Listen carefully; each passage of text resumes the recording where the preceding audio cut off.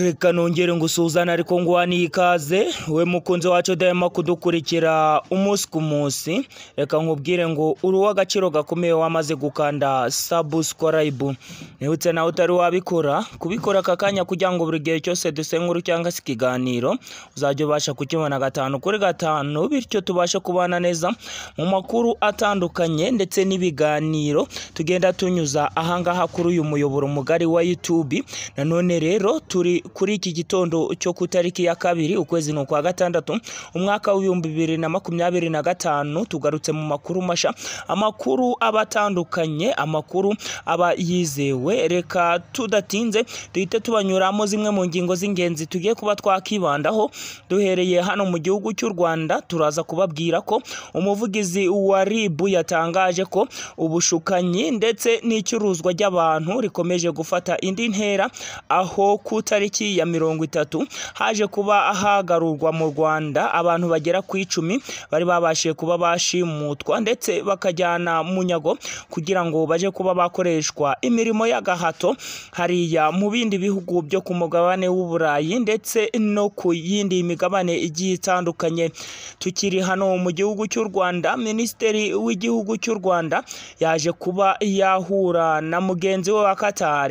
Ahangaha rero baje kuba baganira ku bibazo bigiye bitandukanye, aho yaje kuba yahahurira nanone na Minisitiri w'Intebe hariya mu gihugu cy'Ububirigi. Turaza kuba twababwira byinshi kuri ibi ngibi. Naho muri Repubulika ya Demokarasi ya Kongo ho turababwira ko teritwari ya Rucuro hongeye kuba havugwa ubwicanyi bukomeye cyane ndetse abantu bagera kuri 38 bakaba baje kuba basiga ubuzima mu gitero cyaje kuba cyagabwa.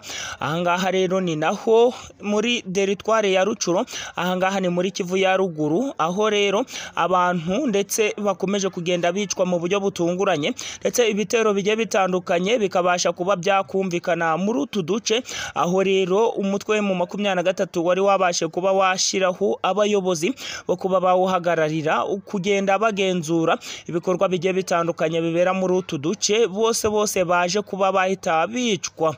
Turaza kuba twababwira ko nanone muri DRC hari icyo bagikomeye cyane mu nzego z'ubuyobozi, aho abagore bafite abasirikari bagoye ku rugamba bashobora kuba bakora imyigaragambyo bambaye ubusa ndetse kugeza ubu ngubu guverinoma ikaba yatangiye kugenda gushyiraho ingamba zigiye zitandukanye mu guhangana n'ababa barimo kugenda babakangurira kwigaragambya.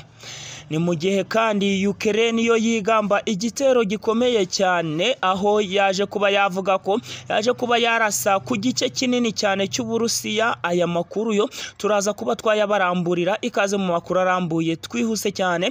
Twababwiye ko umuvugizi wa RIB mu gihugu cy'u Rwanda Dira Murangira Bitrey yatangaje ko ubushimusi cyangwa se ishimutwa ry'abantu bo kujya gukoreshwa imirimo y'agahato mu bihugu by'Uburayi rikomeje kugenda rifata indi ntera. Ni nyuma yuko ku tariki ya 30 abantu bagera ku 10 babashe kuba bagarurwa mu gihugu cy'u Rwanda, aho bari bashutswe ndetse bakizezwa kubona akazi mu buryo bwihuse cyane, bakizezwa kuba bakomeza kugenda bashakishirizwa amashuri akomeye cyane. Ibi ngibi rero bikaba byakomeje kugenda biganirwaho n'inzego zitandukanye hano mu gihugu cy'u Rwanda, aho RIB yavuze ko abantu bagomba kuba bahuguka mu bwenge ndetse bakabasha kuba bakifata ntibashukwe n'aba ngaba baza babashuka ko bagomba kuba babashakira amashuri akomeye cyane ndetse n'imirimo igiye itandukanye.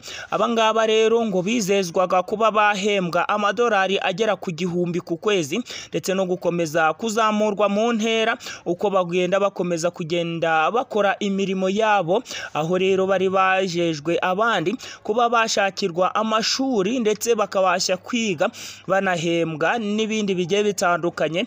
Ari naho rero RIB yatangarije ko abantu bagomba kuba bamenya ubwenge ndetse abantu ntibabashe kuba bakizera abandi batazi kugira ngo bajye kuba babashakira imirimo cyangwa se kuba babashakira amaviza mu bindi bihugu bigiye bitandukanye. Naho Minisitiri w'ubutegetsi bw'igihugu Ambu Olivier Nduhungirehe we yaje kuba yahura na mugenzi we wa Qatar Qatar ndetse bahurirana nuko na mugenzi we w'Ububirigi baje kuba bahurira hano muri Qatar.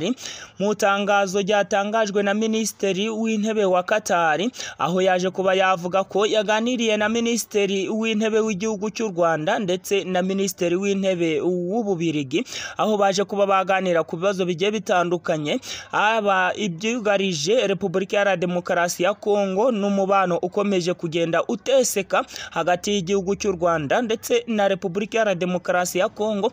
Kugeza ubu ngubu aho Repubulika ya Demokarasi ya Kongo yakomeje kugenda ishinja u Rwanda kuba ari rwo rutera inkunga umutwe mu 23, ndetse kugeza ubu ngubu ibibazo by'u Rwanda na Kongo bikaba byaraburiwe umuti, aho buri ruhande rushinja urundi gutera inkunga imitwe y'iterabwoba igiye itandukanye. U Rwanda narwo rukaba rwarakomeje kugenda rushinja Repubulika ya Demokarasi ya Kongo gutera inkunga umutwe wa FDLR, ari nawo wasize ukoze jenoside mu gihugu cy'u Rwanda, kugeza ubu ngubu ukomeje kugenda wigamba hariya muri Kongo. Nanone rero Minisitiri w'Ubutegetsi bw'igihugu hariya muri Qatar yatangaje ko yaganiriye na Minisitiri w'Intebe w'Ububirigi, ndetse baza kuba bahuza ikiganiro uko ari batatu, baza kuba baganira ku bitero bigiye bitandukanye byabashe kuba byakibasira amareta agiye atandukanye, nk'ibyo kuba basangira amakuru, ndetse kugeza ubu ngubu bakaba babashe kuba bashyira amasezerano atandukanye ku mikono hano mu gihugu cya Qatar. Tukivuga muri Repubulika ya Demokarasi ya Kongo, muri teritwari ya Rucuro haje kuba havugwa inkuru mbi cyane, aho abantu bagera kuri 38 baje kuba babura ubuzima. Ni mu bitero shuma rero by'abitwaje intwaro batabashe kuba bamenyekana, aho biraye mu baturage, ndetse abangaba bagera kuri 38 bakaba baje guhita bahasiga ubuzima, ndetse by'umwihariko leta ya Kongo ivuga ko abangaba ari ababashe kuba bamenyekana. Hari abandi benshi cyane babashe kuba bakomerekera muri iki gitero. Iki gitero rero ni uduce dutandukanye umutwe mu 23 wari wabashe kuba wakwigarurira.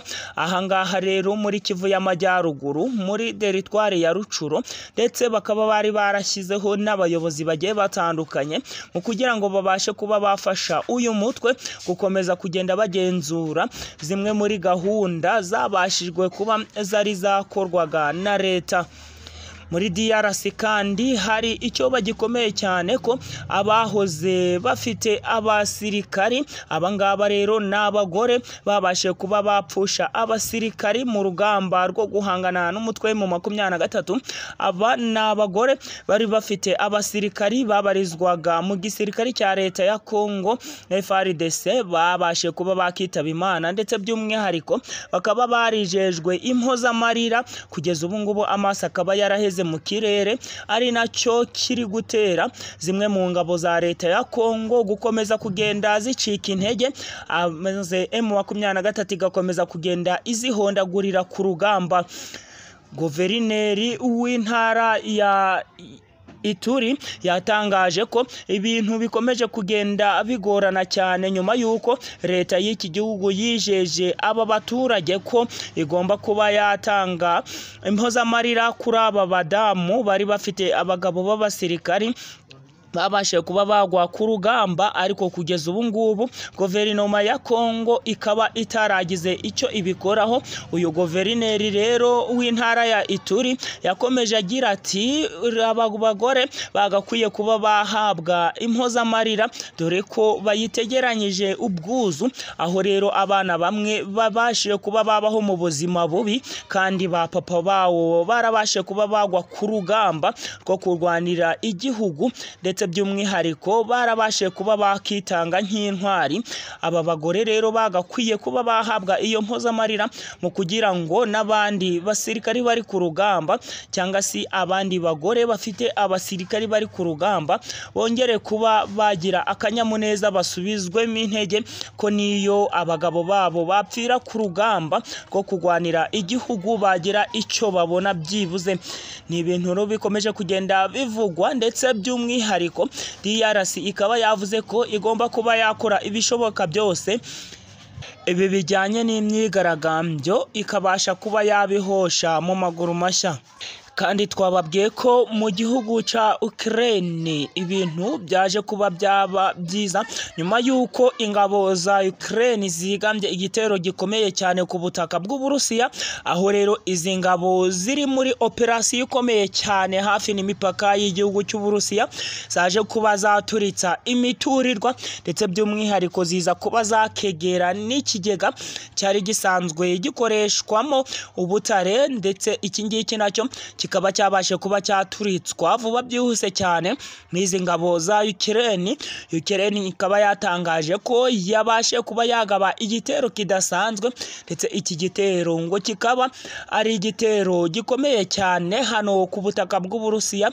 Kugeza ubu ngubu leta y'Uburusiya nta kintu irabivugamo, ndetse na Vladimir Putin akaba nta kintu yari yabitangazaho. Ibi ngibi byose rero nihagira ikiba